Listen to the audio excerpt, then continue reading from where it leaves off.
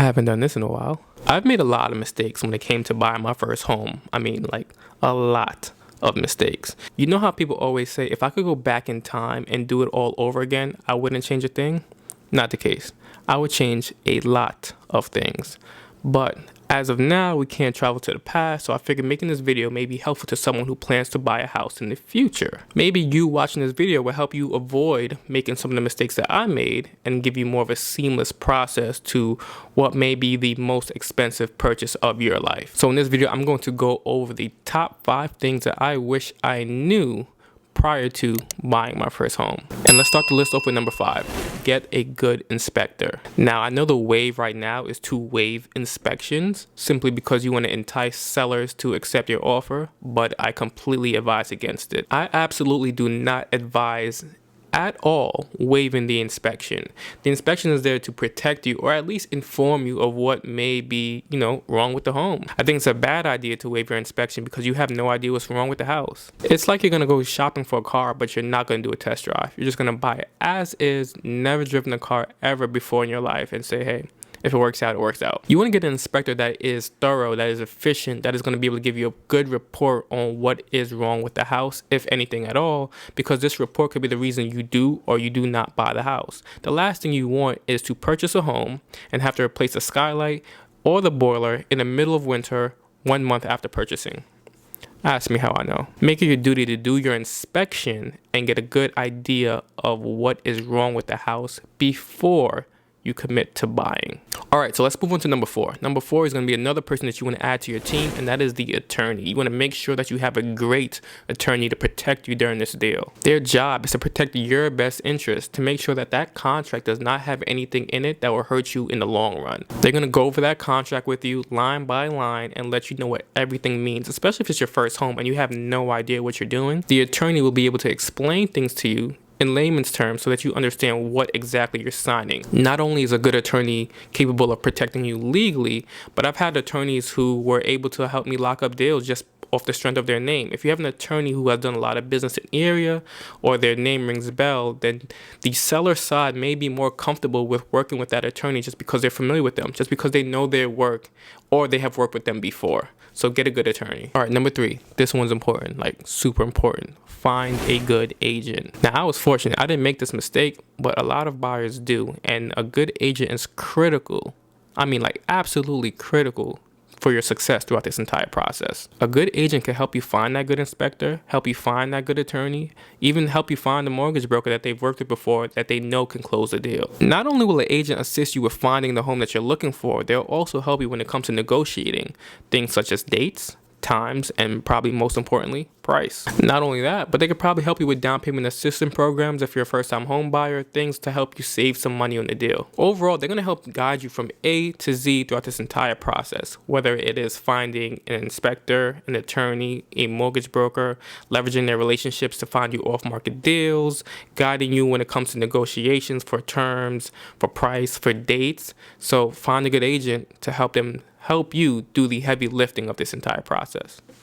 Can you tell I'm biased? Number 2. Now, this is not a person per se. This is something that I would suggest that you do when you start the process or even before you start the process, and that is to separate your bank accounts. This is something that once I figured it out, it saved me so much time and headache when it came to purchasing homes in the future. When you're purchasing a home, you have to submit your bank statements to the mortgage broker, which they will go over it to see your DTI. They want to see how much money you make, how much money you spend, all that good stuff to get an idea of your financial picture. Now, if your financial picture is, kind of congested, a lot going on, that makes their job harder, and it makes you have to explain more things to them as far as why you have certain transactions on your bank statement.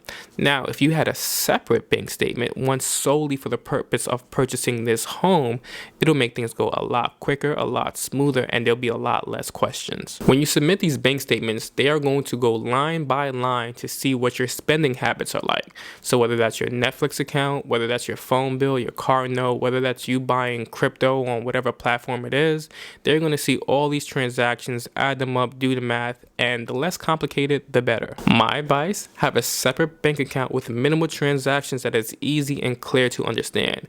So income going in, maybe 1 or 2 expenses going out. Simple as that. Or even just the income going in with the savings involved in there. It doesn't need to have anything else on there. Just simply how much money do you have, 1 or 2 transactions every month, and that's it. This is going to give you a lot smoother of an underwriting session. All right, so let's move on to number 2. Submitting multiple offers is extremely important. This may seem small, but it can make a lot of difference when it comes to buying a home. Now, usually when I get a client and we start looking for a home and they see a home that they want, they submit an offer on it, they kind of chill out after that, right? So we may look at other homes, but in their mind, they're thinking, let me wait because I have an offer out on this house that I really like.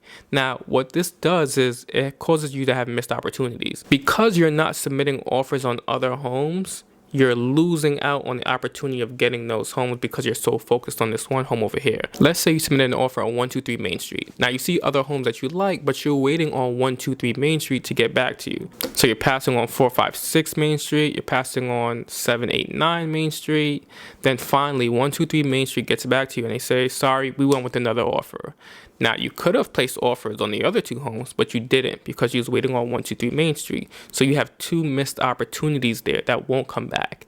Instead, submit offers on multiple homes. That way, especially in a competitive market like this, you have more opportunity coming so that just because you lose out on one home, you still have 2 other homes waiting for you. You can't wait for the response of one home when the market is so hot like it is in today's climate. You want to submit multiple offers that, and in case that somebody says no, it's not that bad because you have other offers waiting. The goal is just to not get attached and stuck on that one offer that you submitted. Keep on going until you actually get a yes. All right, number 1, super important, and that is to not get emotionally attached. It might not seem like much, but it matters. I always tell my clients, a house is not a home. It's just a house with 4 walls. That's it, until you actually move in and make it a home. Emotions tend to cloud our judgment, and when you're making the most important and expensive purchase of your life, you want to make sound decisions. Always remember the reason that you actually started.